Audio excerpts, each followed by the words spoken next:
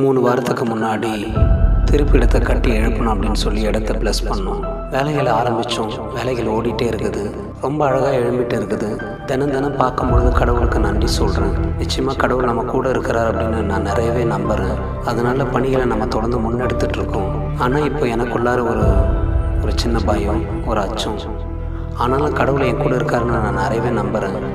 So இந்த பணிகளை கடவுளை ஆசீர்வதிக்கணும், அவரே முன்னின்று எடுத்து நடத்தணும் அப்படின்றதுக்காக தான்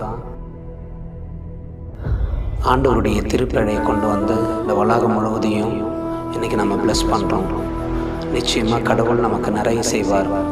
ஆனால் உங்களுடைய ஒத்துழைப்பு இல்லாமல், உங்களுடைய தாராள உள்ளம் இல்லாமல் இவ்வளோ பெரிய பணியை முடிக்க முடியாது. உங்களுடைய தாராள உள்ளத்தை வெளிப்படுத்துங்க. குழந்தை இயேசு மகிமைப்படுத்துவோம்.